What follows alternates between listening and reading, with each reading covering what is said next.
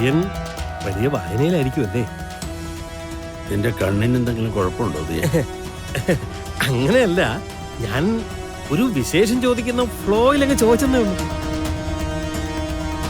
അളിയനോട് എനിക്ക് വളരെ സീരിയസ് ആയിട്ടൊരു കാര്യം സംസാരിക്കാനുണ്ടായിരുന്നു. സമയം ഉണ്ടാവൂ? അളിയനോട് സംസാരിക്കാൻ ഇച്ചിരി സമയം നീക്കി വെക്കുന്നതിൽ എനിക്ക് വിരോധമൊന്നുമില്ല. ഈ പെമ്മക്കളുള്ള അച്ഛനമ്മമാരുടെ മനസ്സ് ഒരു തീക്കുണ്ടം പോലെ.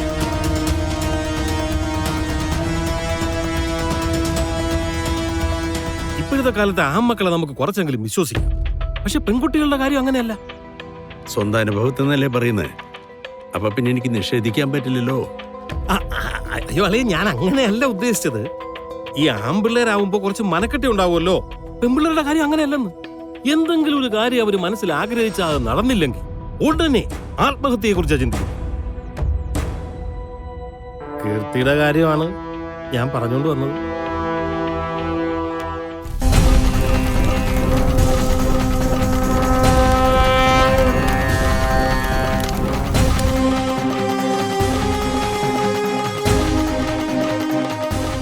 ചുറ്റിവളക്കല് കണ്ടപ്പോഴേ തോന്നി.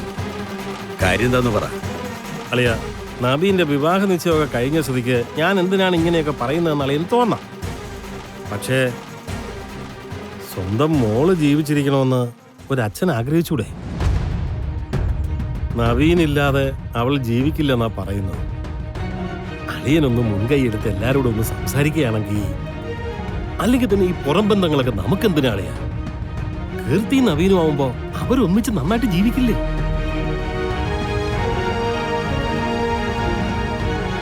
കീർത്തി മോളിങ്ങോട്ട് വാ.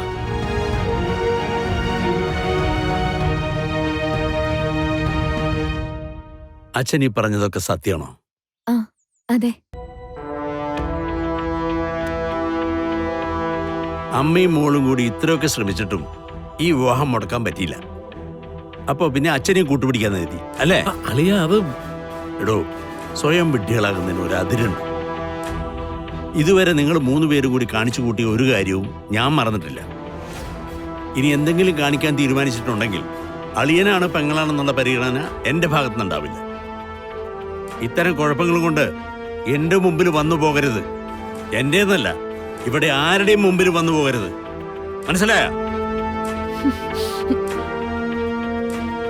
എടോ, പുത്രി വാത്സല്യമൊക്കെ നല്ലതാ. പക്ഷെ ആ വാത്സല്യത്തിനൊപ്പം അടക്കി ഒതുക്കി അവരെ വളർത്താനും കൂടി പഠിക്കണം. ഉദയം ചെല്ല്.